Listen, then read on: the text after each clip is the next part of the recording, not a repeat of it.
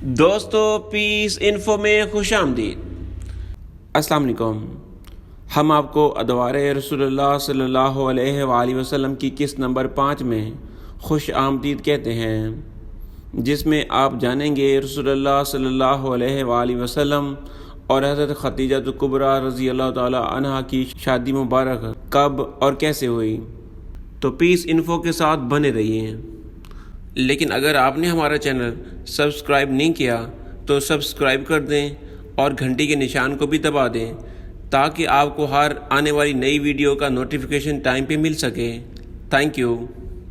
حضرت خدیجہ بنت خویلد کی پیدائش 556 عیسوی کو ہوئی۔ مکہ کی ایک معزز، مالدار، عالی نسب خاتون جن کا تعلق عرب کے قبیلے قریش سے تھا، جو ایک حسن صورت و سیرت کے لحاظ سے طاہرہ کے لقب سے مشہور ہوئی تھیں۔ حضرت خدیجہ بن خویلد بن اسد بن عبدالعزیٰ بن قیس پر پہنچ کر ان کا خاندان اور رسول اللہ صلی اللہ علیہ وآلہ وسلم کے خاندان سے مل جاتا ہے۔ والد کا نام فاطمہ بنت زاہدہ تھا۔ لوی بن غالب کے دوسرے بیٹے عامر کی اولاد تھی۔ حضرت خدیجہ کبریٰ رضی اللہ تعالی عنہا کے والد اپنے قبیلے میں نہایت معزز شخص تھے، عبدالدارین بن قیس کے، جو ان کے چاچا تھے۔ خلیف بنے اور یہیں فاطمہ بنت زاہدہ سے شادی کی، جن کے بطن سے عام الفیل سے 15 سال قبل حضرت خدیجہ کبریٰ رضی اللہ تعالی عنہا پیدا ہوئیں۔ سن شہور کو پہنچی تو اپنے پاکیزہ اخلاق کی بنا پر طاہرہ کے لقب سے مشہور ہوئیں۔ باپ اور شوہر کے مرنے سے حضرت خدیجہ رضی اللہ تعالی عنہا کو سخت دقت پیش آئی۔ ذریعہ معاش تجارت تھی، جس کا کوئی نگران نہ تھا، تاہم اپنے غلاموں کو مال تجارت دے کر بھیجتی تھیں۔ برطانیہ کے شہر مانچسٹر کے ایک امام عصر زمان کے یہ الفاظ حضرت خدیجہ رضی اللہ تعالی عنہا کے بارے میں تھے، جو سن 556 میں اس علاقے میں پیدا ہوئی جہاں آج سعودی عرب ہے۔ انہیں معاشرے میں ایک باعزت مقام حاصل تھا۔ وہ بہت امیر اور بااثر خاتون تھی، اور جو کئی امیروں کی جانب سے شادی کی پیشکش ٹکرا چکی تھیں۔ ان کی 2 شادیاں ہو چکی تھیں۔ ایک شوہر کا انتقال، جبکہ دوسرے شوہر کے بارے میں کہا جاتا ہے کہ حضرت خدیجہ کبریٰ رضی اللہ تعالی عنہا نے خود ان سے علیحدگی اختیار کر لی تھی۔ انہوں نے طے کر لیا تھا کہ اب شادی نہیں کریں گی، لیکن ان کا یہ ارادہ اس وقت تبدیل ہو گیا جب وہ اس شخصیت سے ملیں جو ان کے تیسرے شوہر بنے۔ اصل زمان کہتے ہیں کہ انہوں نے اس شخصیت ایسی شاندار خصوصیت دیکھی کہ شادی کے بارے میں ان کا ذہن تبدیل ہو گیا۔ نیو یارک یونیورسٹی میں ایک قدیم مشرق وسطی کے تاریخ کے پروفیسر رابرٹ ہالینڈ کہتے ہیں کہ حضرت خدیجہ کی شخصیت کی تفصیلی تصویر پیش کرنا بہت مشکل ہے۔ اس کی ایک وجہ یہ ہے کہ ان کے بارے میں جو کچھ بھی لکھا گیا وہ ان کے انتقال کے کافی سال بعد لکھا گیا۔ پروفیسر رابرٹ ہالینڈ نے BBC سے بات کرتے ہوئے کہا، تاہم زیادہ تر تاریخی ذرائع کے مطابق وہ آزادانہ فیصلے کرنے اور بہت مضبوط ارادوں والی خاتون تھی۔ مثال کے طور پر انہوں نے اپنے کزن کے ساتھ شادی سے انکار کر دیا تھا، جبکہ ان کا خاندان روایتی طور پر اس رشتے کی حمایت کرتا تھا، لیکن وہ اپنے شوہر کا انتخاب خود کرنا چاہتی تھی۔ حضرت خدیجہ ایک ایسے کامیاب تاجر کی بیٹی تھی جس نے اپنے خاندانی کاروبار کو ایک وسیع کاروباری سلطنت میں تبدیل کر دیا تھا۔ والد کی جنگ میں ہلاکت کے بعد حضرت خدیجہ رضی اللہ تعالی عنہا نے کاروبار سنبھال لیا۔ BBC کے ایک مورخ بیٹی ہوز کا کہنا تھا، انہیں خود اپنے طور پر دنیا میں آگے بڑھنا آتا تھا۔ حقیقت میں ان کی کاروباری ذہانت نے ہی انہیں اس رستے پر ڈالا جس نے آگے چل کر دنیا کی تاریخ بدل دی۔ حضرت خدیجہ رضی اللہ تعالی عنہا مکہ سے جو کاروبار کرتی تھیں، اس کے لیے مشرق وسطی کے بڑے شہروں میں ان کے تجارتی قافلے سفر کرتے تھے۔ یہ تجارتی قافلے طویل سفر کر کے جنوبی یمن اور شمالی شام جیسے شہروں تک جایا کرتے تھے۔ یونیورسٹی آف لیڈرز میں اسلامی تاریخ کی ایسوسی ایٹ پروفیسر فوزیہ بورا کے مطابق، حالانکہ ان کی دولت کا ایک بڑا حصہ انہیں وراثت میں ملا تھا، لیکن خود ان کی محنت سے ان کا کاروبار بہت وسیع ہوا تھا۔ وہ خود انفرادی طور پر بھی ایک کامیاب کاروباری خاتون تھیں جن میں بہت خود اعتمادی تھی۔ پھر ایسے شخص کے متعلق معلوم ہوا جس کے بارے میں لوگوں کا کہنا تھا وہ بہت نہایت ایماندار اور محنتی ہے۔ حضرت خدیجہ نے اس شخص سے رابطہ کیا اور ان سے اپنے ایک تجارتی قافلے کی سربراہی کرنے کا کہا۔ جلد ہی وہ اس شخص کی مداح ہو گئی۔ وہ شخص ہمارے اور آپ کے نبی کریم صلی اللہ علیہ وآلہ وسلم تھے جن سے حضرت خدیجہ رضی اللہ تعالی عنہا نے اپنا سامان دے کر تجارت کے لیے ملک شام بھیجا تھا، جبکہ اس سفر کا ذکر ہم ادوار رسول اللہ صلی اللہ علیہ وآلہ وسلم کی قسط نمبر 4 میں کر چکے ہیں۔ ایک دفعہ مال کی روانگی کا وقت آیا تو ابو طالب نے محمد صلی اللہ علیہ وآلہ وسلم سے کہا، تم کو خدیجہ سے جا کر ملنا چاہیے، ان کا مال شام جائے گا، بہتر ہے کہ تم بھی ساتھ لے جاتے، میرے پاس ابھی روپیہ تک نہیں ہے، ورنہ میں تمہارے لیے سرمایہ مہیا کر دیتا۔ رسول اللہ صلی اللہ علیہ وآلہ وسلم کی شہرت تمام مکہ میں تھی اور آپ کے حسن، راست بازی، صداقت، دیانت اور پاکیزہ اخلاق کا چرچا عام تھا۔ حضرت خدیجہ کو اس گفتگو کی خبر ملی تو فوراً پیغام بھیجا کہ آپ میرا مال تجارت لے کر شام جائیں، جو معاوضہ اوروں کو دیتی ہوں آپ کو اس کا دگنا دوں گی۔ حضور اکرم صلی اللہ علیہ وآلہ وسلم نے قبول فرما لیا اور مال تجارت لے کر مصرع، جو کہ حضرت خدیجہ رضی اللہ تعالی عنہا کا غلام تھا، اس کے ہمراہ بصرہ تشریف لے گئے۔ اس سال کا منافع پچھلے سالوں سے زیادہ ملا۔ اہل تشیع کے مطابق آپ کی پہلی کوئی شادی نہ ہوئی تھی اور صرف نبی کریم صلی اللہ علیہ وآلہ وسلم ہی آپ کے اکلوتے شوہر تھے، مگر اہل سنت کے مطابق بقول آپ کے والد گرامی نے ان کی اعلیٰ صفات کا لحاظ رکھ کر ان کی شادی کے لیے ورقہ بن نوفل کو، جو بھائی زاد اور تورات و انجیل کے بہت بڑے عالم تھے، کو منتخب کیا، لیکن پھر کسی وجہ سے یہ نسبت نہ ہو سکی اور ابو حالہ ہند بن بناش بن تمیم سے نکاح ہو گیا۔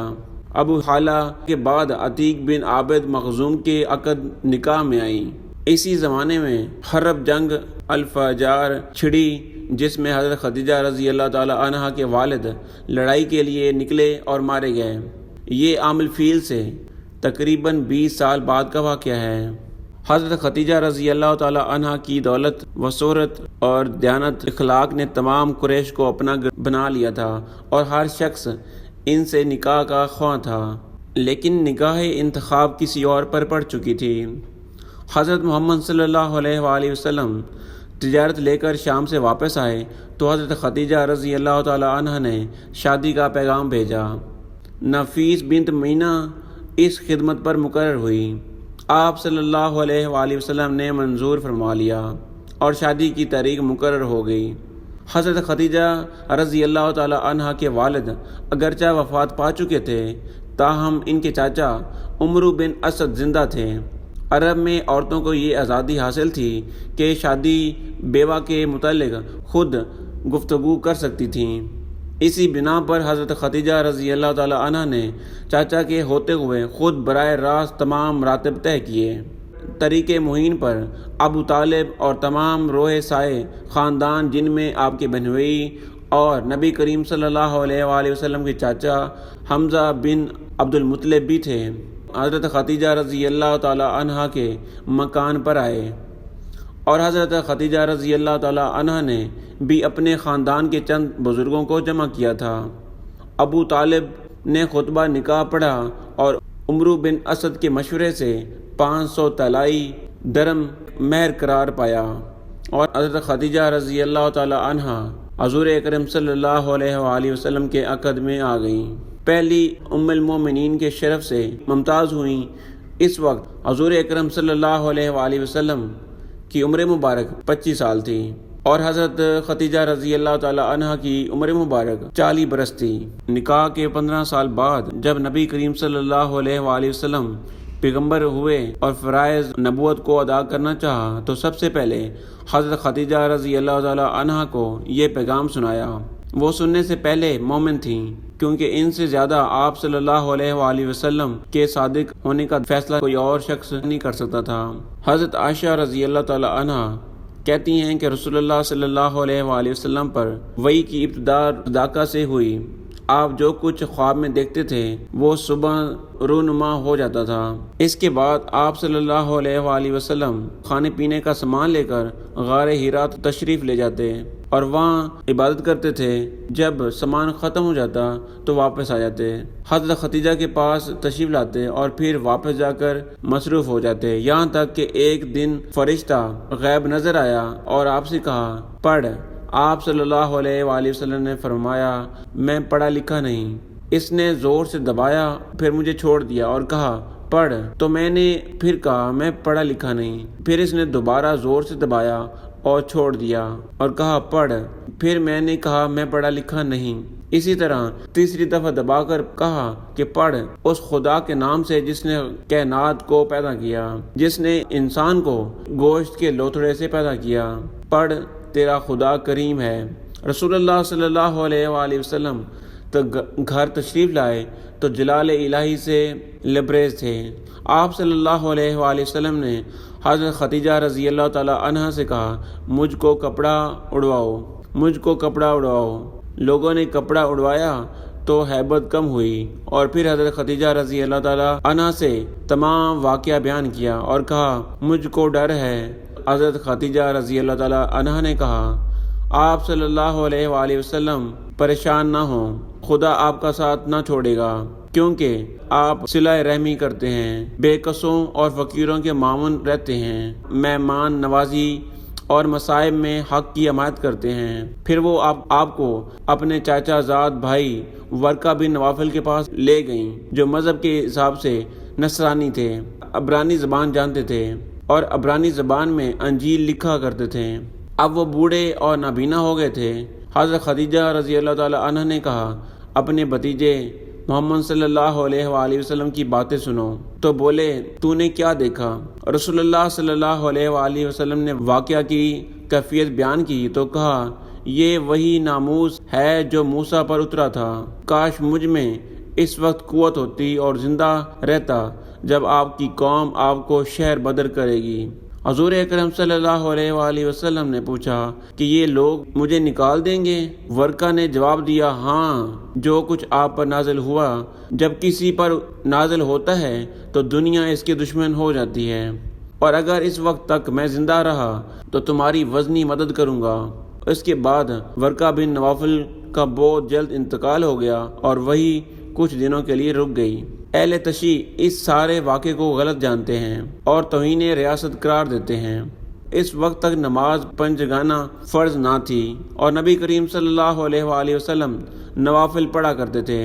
حضرت خدیجہ رضی اللہ تعالی عنہا بھی آپ کے ساتھ نوافل میں شرکت کرتی تھیں۔ محمد صلی اللہ علیہ وآلہ وسلم اور حضرت خدیجہ رضی اللہ تعالی عنہا ایک عرصے تک خفیہ طور پر نماز پڑھا کرتے تھے۔ عفیف کندی سامان خریدنے کے لیے مکہ آئے اور عباس بن عبد المطلب کے گھر میں آئے۔ صبح کے وقت ایک دن کعبہ کی طرف دیکھا کہ ایک نوجوان آیا اور آسمان کی طرف قبلہ رخ کھڑا ہو گیا، پھر ایک لڑکا اس کے دائیں طرف کھڑا ہوا، پھر ایک عورت دونوں کے پیچھے کھڑی ہوئی۔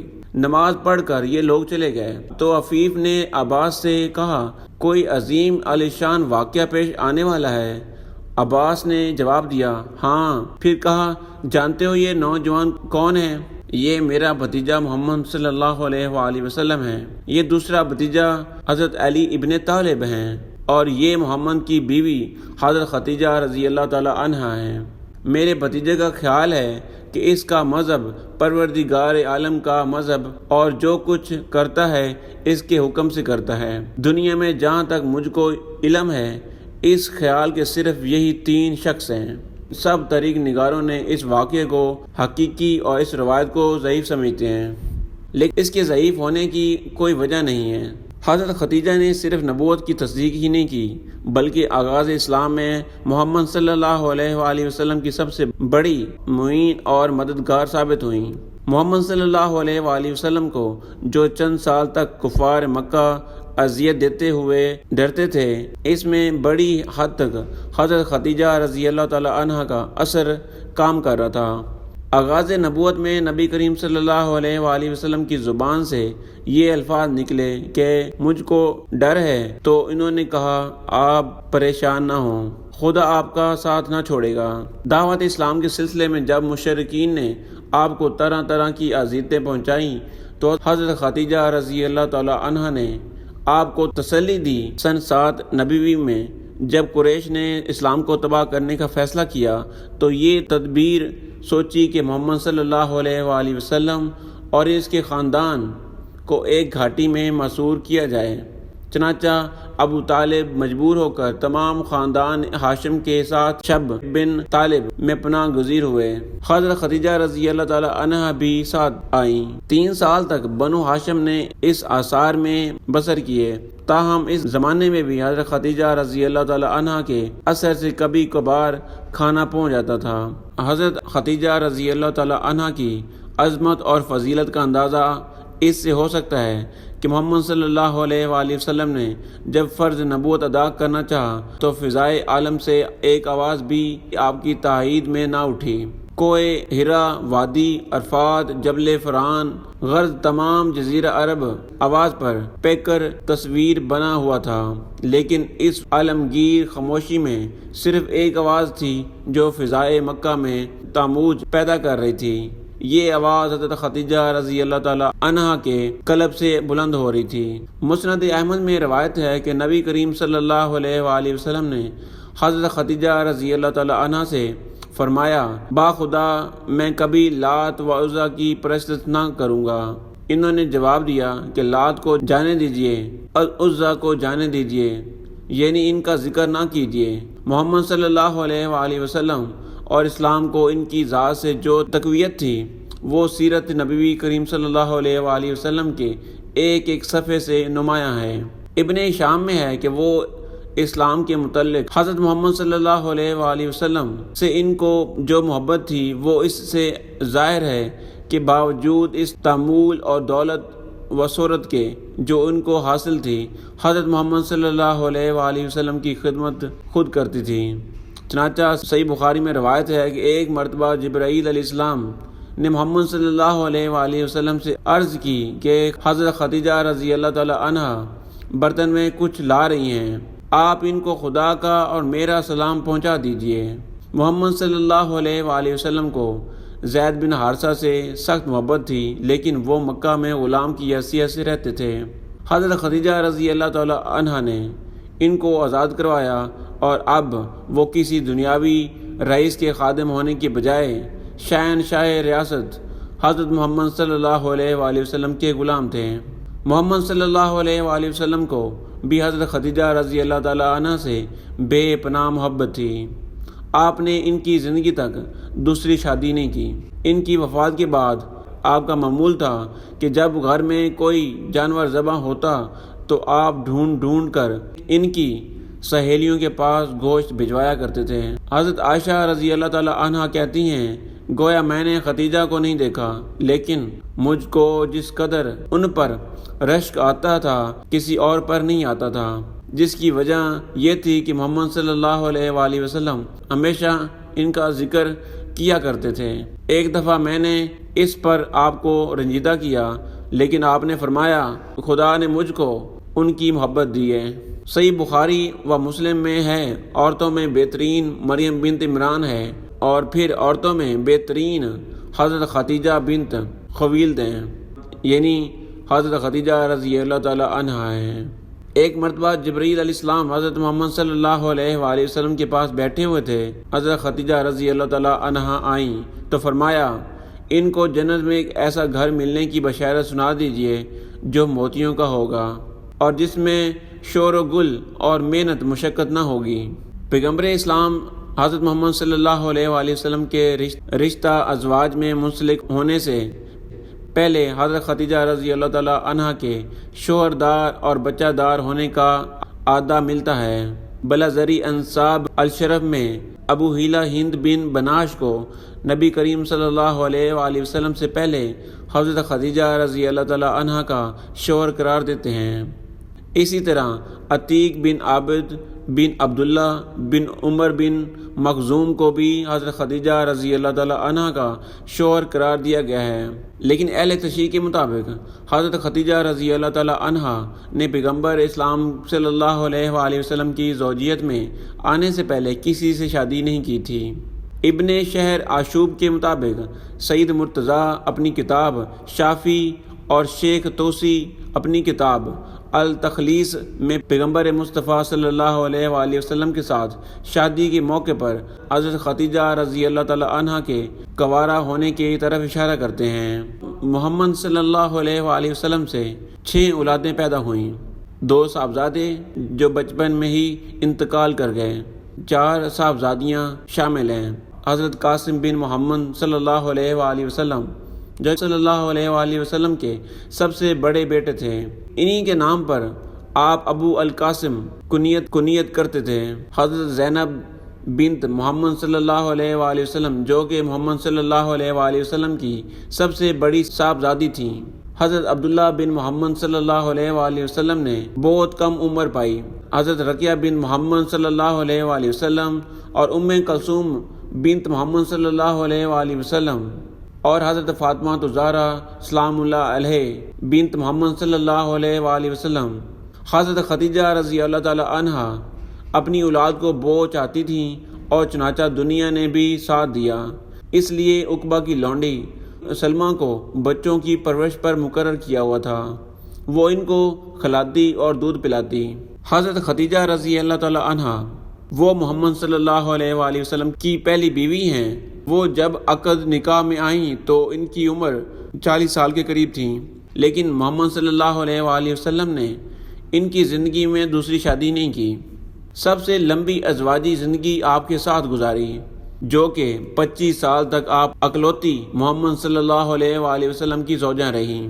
نبی کریم صلی اللہ علیہ وآلہ وسلم کا شباب کا زمانہ انہی کے ساتھ رہا۔ آپ پہلی مسلمان اور پہلی مسلمہ ہیں، یعنی ساری دنیا میں سب سے پہلی کلمہ گو۔ حضرت ابراہیم بن محمد صلی اللہ علیہ وآلہ وسلم کے سوا محمد صلی اللہ علیہ وآلہ وسلم کی تمام اولاد انہی سے پیدا ہوئی۔ ام المومنین حضرت خدیجہ رضی اللہ تعالی عنہ شادی کے بعد 25 سال تک زندہ رہیں اور 11 رمضان سن 10 نبوی ہجرت سے تقریباً 3 سال قبل انتقال کر گئیں۔ اس وقت ان کی عمر 64 سال 6 مہینے کی تھی، چنانچہ نماز جنازہ اس وقت تک مشروع نہیں ہوئی تھی، اس لیے ان کا جسد مبارک اسی طرح دفن کر دیا گیا۔ محمد صلی اللہ علیہ وآلہ وسلم خود ان کی قبر میں اترے اور اپنی سب سے بڑی غمسار کو دائی اجل کے سپرد کیا۔ ام المومنین حضرت خدیجہ رضی اللہ تعالی عنہ کی وفات سے تاریخ اسلام میں ایک جدید دور شروع ہوا۔